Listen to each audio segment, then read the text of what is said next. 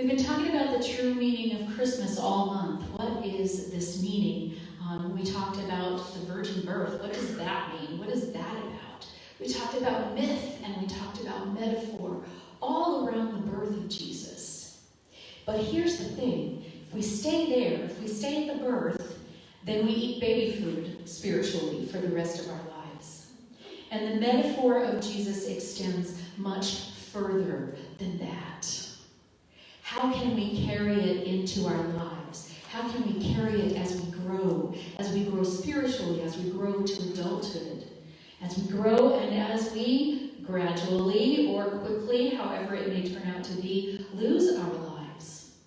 Because, yeah, Jesus, our brother, did come for to die, but all of us came for to die. The moment we're born, that is our one guarantee, is that we will die one day. And I love to look at Jesus as a window. I don't think he ever intended to be worshipped. As a matter of fact, he went out of his way to say, don't call me good. It's what's in me that's good. It's the Spirit within. It's the Father within. And you have the same thing in you. He said it over and over again. But you know what? That's hard. It's a lot easier to say, only you can be good, and I'll just sit over here and do what I want to. And it's a lot harder to say, oh, if I have that within me, if I have that divine spark, then how can I learn to act from that, to speak from that, to think from that, to make that deep truth in me come out into the world, just as in the prayer of the Franciscans. That how can I live from that deep place? How can I live from that deep place? It's not easy. And so I just want to kind of briefly actually run through Jesus' life. He was born. We've been talking a lot about that. And there's very, very, very little written about what he did as a child. There's one main story that's usually done at Epiphany that is about his family going to Jerusalem for the Passover feast. And this was when families were, 60, 70 people all traveling together to Jerusalem. And the family finished the Passover feast, and they got halfway home, and they were like, has anybody seen Jesus? And no one had. They finally figured it out, went all the way back to Jerusalem and found him in the temple talking to the priests. So there is that one indication, metaphorically, historically, mythically. I think mythically is the most important thing, that he was very interested even from a young age. He was said to be about 12 then. 12 is the age of, for me, it was very much the age of going, oh, wait a minute.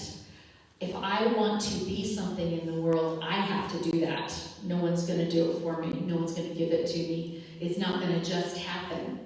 I have to do something. And that was the age that he was at that time. So there was that interest. And then there's nothing really else spoken about him until the beginning of his ministry. And so Jesus' life, the beginning of his ministry, the beginning of his spiritual maturation, which is what we're all hoping for, it starts with a call. It starts with a calling. The first impulse. The first time something higher and bigger than ourselves really gets our attention. So Jesus had that calling, I think, at 12, maybe even before then. I know that I had that calling at 12. At 12, I woke up and went, wow. And the religion that I was in, what that meant to me was that I need to go and be baptized. And Jesus did the same thing. Now, I no longer believe in that sort of, that I need that sort of baptism, but once again, it's a beautiful, beautiful symbol. And the cool thing about Jesus, when he got the calling as an adult, he didn't go to the priests. He didn't go to the Pharisees. He didn't go to the temple. Where did he go? He went out into the woods in search of a wild and crazy hippie guy named John the Baptist, who was wandering in the woods with wild hair, with barely dressed, and eating locusts and honey for his meals. And Jesus came to him for his baptism. Now think about that. What that means to me, what that means for me and you, I think, metaphorically, is that if we think we can just follow someone else's path, if we think we can go to conventional religion and read the book and follow the instructions and get enlightened, probably not going to work. We have to risk. We have to go outside of the bounds of convention to find the truth for ourselves. We have to get out of the way other people tell us things have to be done and find the truth for ourselves. Now, maybe the truth we will find is that the other people who talked to us were right, but we can't take it on their say. We have to know for ourselves, and this is what Jesus did. And John the Baptist, who really was a wild man, y'all, had been baptizing people, and he said, I am baptizing people for the repentance of sins. That sounds kind of horrible, but what it is that he's saying is, have you ever reached a point in your life where you think, I'm just too far gone?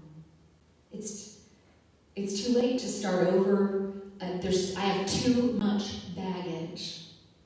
Well, symbolically, the baptism that John did was to say, come on, we're going to lay down your baggage. We're going to put you in this stream, and when you come out, baggage isn't yours anymore. You get to start fresh, brand new, put away everything that's happened before. And you know what? Do we know this? I mean, even in psychology, we know that dragging our baggage with us from the past ruins our present and our future. And it's only when we're able to go, okay, that is the past. I'm not going to deny it, but I'm going to let it go. And I'm going to go forward. Let it go. So John baptized so that people could let go of the past and move forward. But he said, he who comes after me will baptize you with the Holy Spirit and with fire, not just with water. And not just to let your past go. What John was saying was that Jesus is going to come and he's going to be full of the Spirit. He's going to be not the person who says, let me help you leave your baggage behind so you can go forward. He's going to be the one that goes forward and says, come on, and pulls you through. I got the Spirit, come on. Let me show it to you. Let me show it to you. So there is that awakening that happens. So there's a calling and then there's an awakening to who and what we are here to do. John brings us to the border. Jesus pulls us across.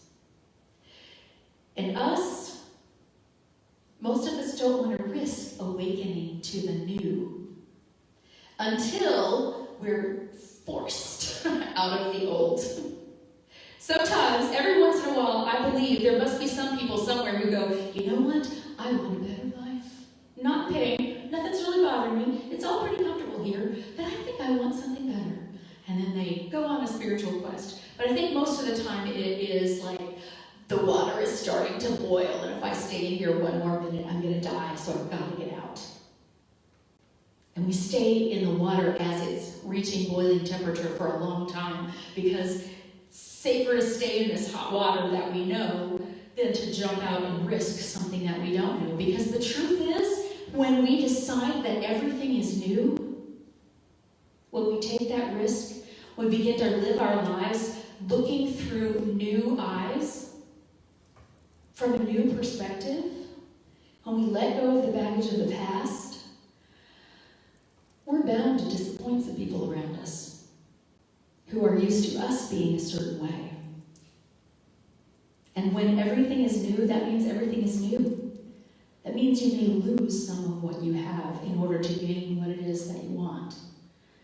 And I've had this happen over and over in life. And you know what? It's okay. It's what living is. It's what living is. So we can begin to awaken to the new when we're forced out of the old. And that force can be something physical, like an addiction, like a broken relationship, or it can be something entirely in our own minds, like just despair, absolute despair. And then a day of going, I don't want to die and I don't want to live like this. So there's got to be something else. And we do that.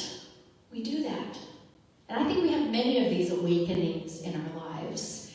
And it's really easy to fall back asleep. Once we get to a new place where it's kind of comfortable, it's like, okay, I had my awakening. This is great. Woo! Spirit works. And often we do fall back asleep. But here's what happened for Jesus, and here's what I know happens for us. Almost immediately, when he said, okay, I'm going to go out in the world and tell this good news of who I am and who you are too, then he went off actually to spend some time alone, to look inside himself. And he went out into the desert and he fasted for 40 days and 40 nights. Well, that 40 days and 40 nights isn't necessarily literal. That pretty much in general, in any kind of mythology and throughout the Bible, 40 means however long it takes to get it done, to get her done. So he stayed there until he really, really firmly had his awakening. And at the end of that, Satan come along and he says, hey, aren't you hungry? Just turn these stones to bread. You can eat right now if you'll worship me. And Jesus is like, no. And that is our test. Our test sometimes feels like survival. Like, oh, maybe I will ignore what I know to be the truth because I need this thing. Or we can go, no, I believe the truth so strongly that I believe that I will survive without the thing, that I'll be brought what I need, without having to compromise my vision, my integrity, when I say integrity, think of the word integration, to integrate your spiritual life into your daily life so that it's not a Sunday thing. Jesus says no, and then the second test comes along. The second test is for when Satan says, hey, why don't you show off? You could just jump, we're on this mountain, you could just jump off and fly. Prove it. If you're so awesome, prove it. You got all that? Come on, show me. And Jesus, and I love this. This is what I want to be. This is what I am at moments of time. I want to know who I am so much that I don't have to tell anybody about it. And that's what Jesus basically said is, yes, I could. And I don't have to show you that. I don't have to show anybody that. I know so firmly who I am that nothing that happens out here matters at all. I don't need to prove it. I don't even need to say it. I'm just going to live being who I am. And then finally, the temptation of power. If you will worship me, you will rule the whole world. Everything can be yours. Every single thing can be yours. All the power, all the money, all the women, all the whatever. And that's when Jesus said, get behind me. Just go on. I'm done with you. And what I want to say is, when we tell this story, it sounds like easy. Of course, he's Jesus. So he's like, no, I'm good. But these temptations are real. These temptations happen to us in life every day. Like, I feel like I should say something, but it's going to really, really rock the boat, and maybe it'll just be easier to go along and just ignore whatever this thing is that's not right. Hearing friends make a racist joke. Well, it's probably not going to do any good to say something to them. And it'll just make them mad. And, then we leave the situation and we feel kind of icky. Like, oh, where did my integrity go? To stand up and say, that's offensive to me. Think about what you're saying. It doesn't work for me. And that's just one example that popped into my head. You get out to the car and you realize, oops, that that pack of batteries was buried under the toilet paper and it didn't show up, they didn't ever read it on the thing. Do you take it back inside and pay for the batteries, or do you go, oh well, their mistake?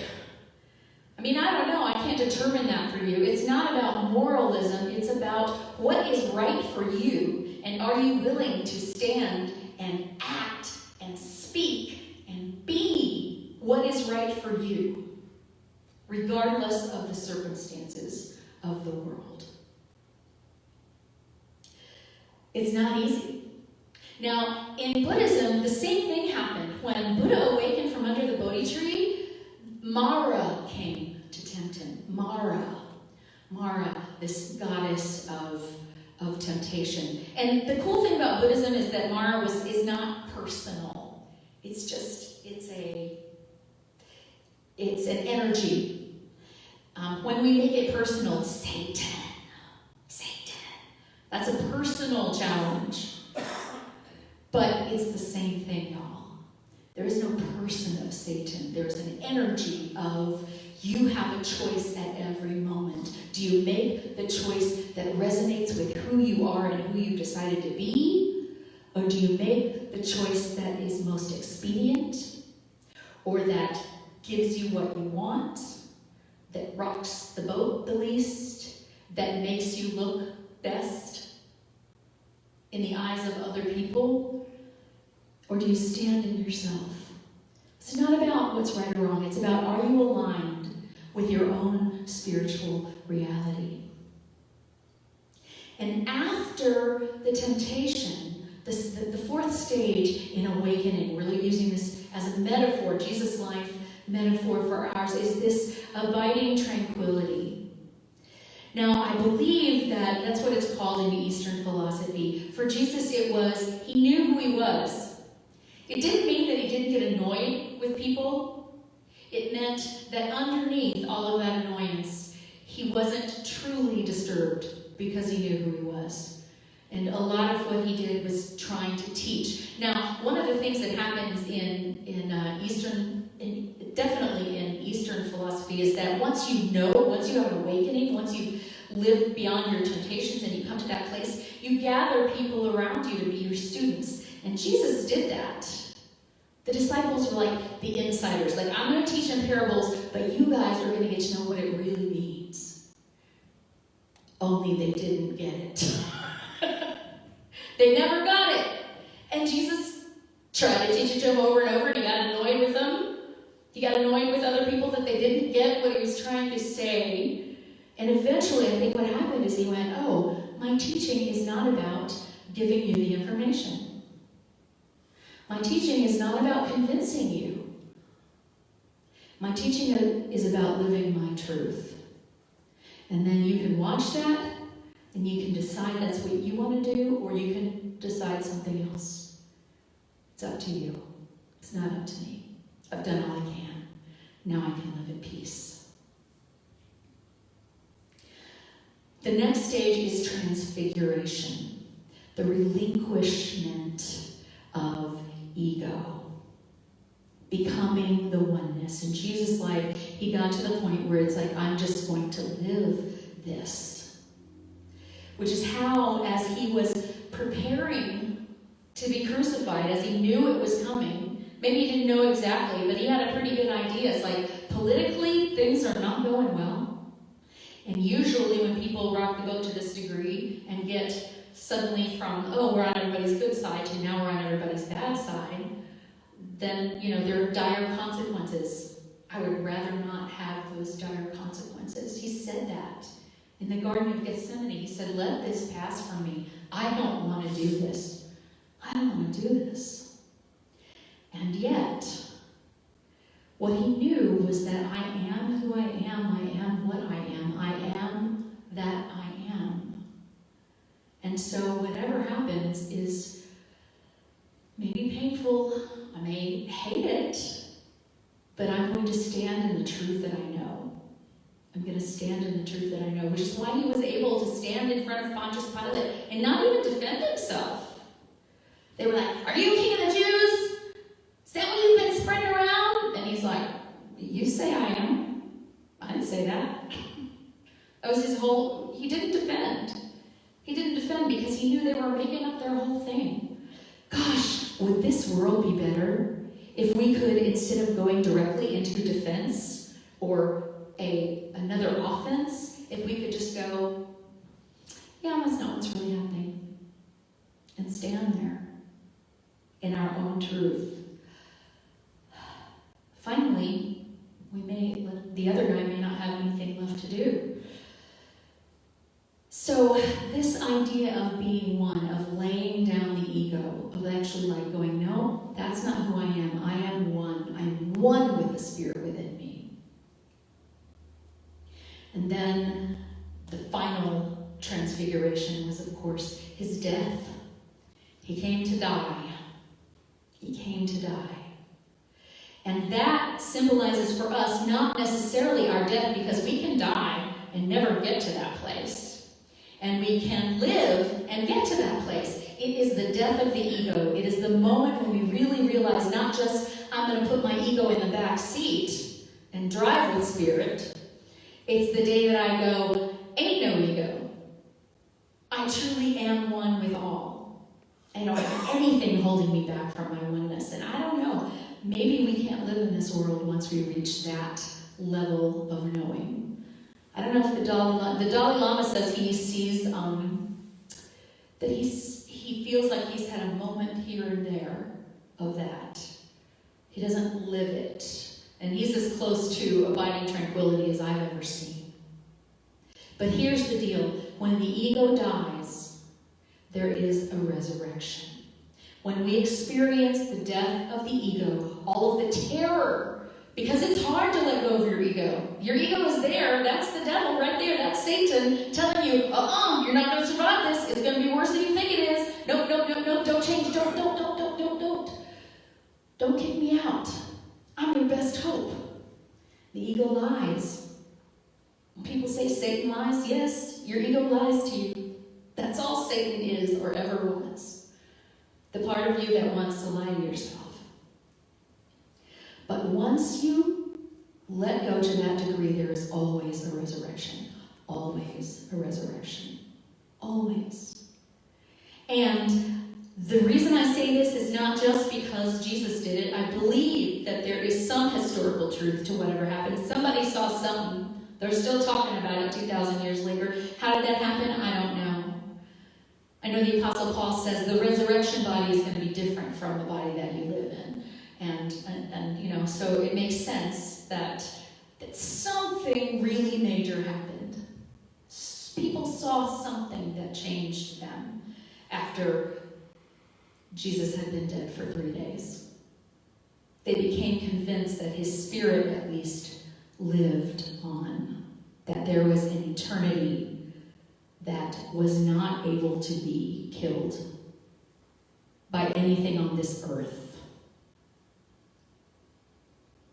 And when we experience deaths of the ego, it doesn't, I don't know if any of us is going to experience the death of the whole ego, but you've had parts of your ego that were just dead. I have.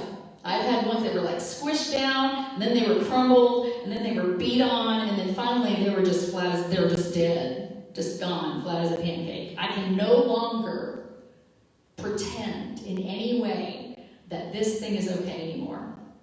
My ego has gone away from that particular subject. It's not going to happen again. As long as I continue to stay awake to the best of my ability, day after day. So that's the death of the ego. Not maybe the ultimate death, but all of the little deaths. The day that you go, you know what?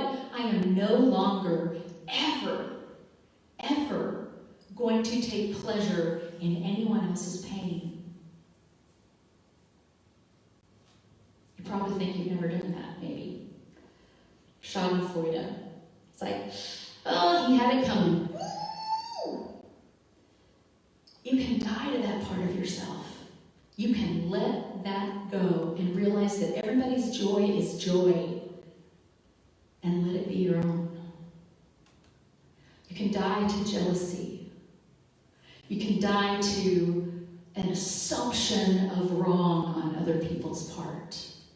You can awaken to the benefit of the doubt. out for all. These are all possibilities for us, and this is what Jesus did in his life. The metaphor, the myth of Jesus follows this metaphor. It follows the myths of other heroic journeys, and it can be our journey if we choose to take it up. The Jesus story is our story, and it's not necessarily linear for us. We can go from stage to stage to stage, but we get to be truly who we are and live from that place. And that is eternal and abiding joy as far as I can figure out. That is the joy of Christmas and how to make it last. I love you. Thank you.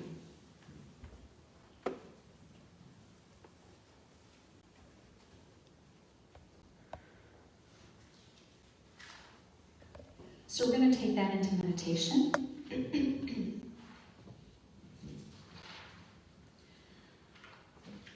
So just if you will, relax. Take a deep breath. Just to bring you into the present.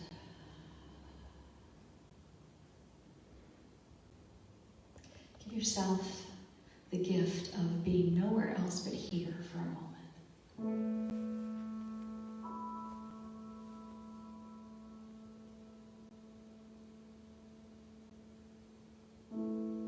When we follow the breath, we're right where our bodies are.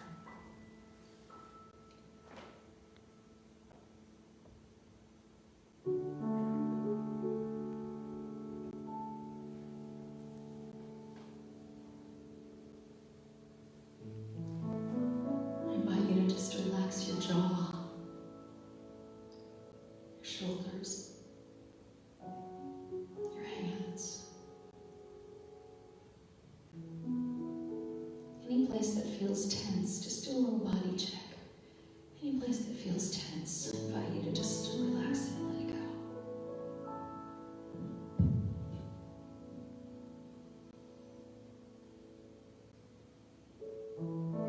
And on your next breath, simply open to the possibility that you don't have to get better.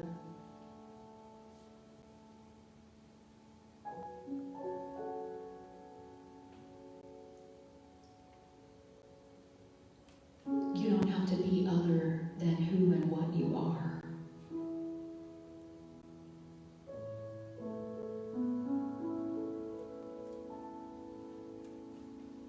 You have only to let go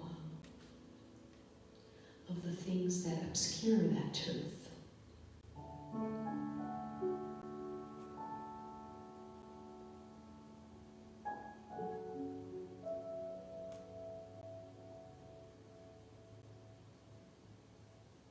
The voices in your head that tell you that you're being judged and found lacking in every moment. The voices outside you in the world. Those voices outside have no say unless you agree.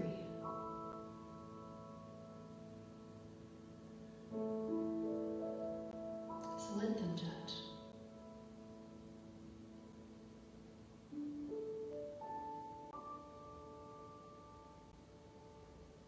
And know that we don't have to join in with the judgment.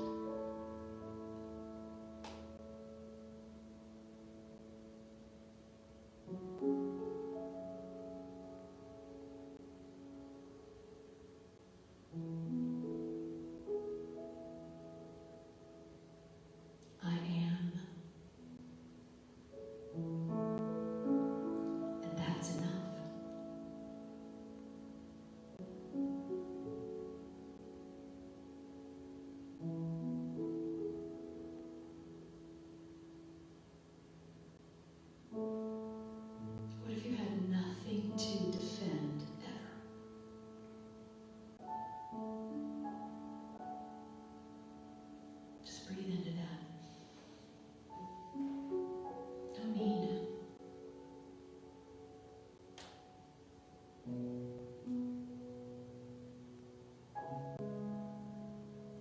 answer to every question. We're simply, I am.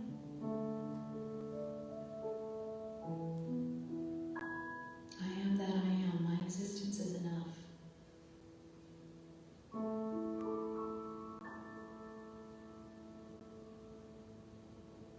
And it's not that we will then go out and lead immoral lives because we're not judging ourselves anymore. It's that when we stand in the truth of who we are, when we really know, we will have no temptation to do anything outside of integrity with who we are.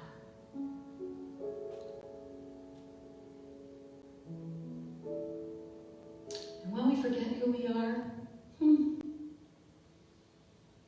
oops, forgot. Now I remember. I am. I don't have to defend or judge the forgetting.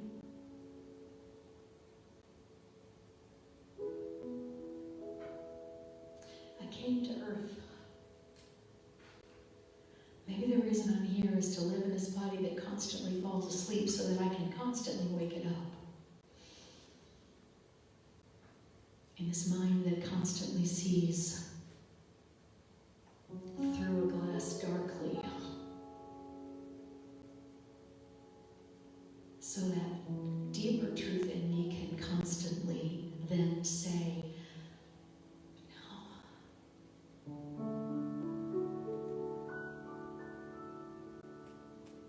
I don't have to look through the eyes of the world. I can look through the eyes of I am.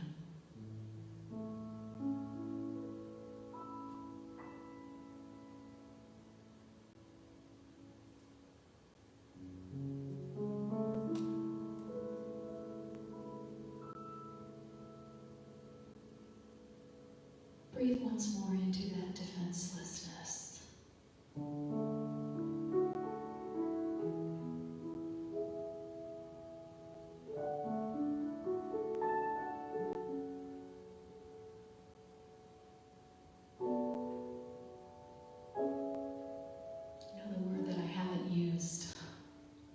Is really what Jesus' life was about and was his whole teaching.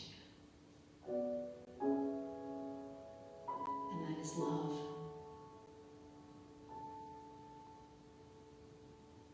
Because I am love.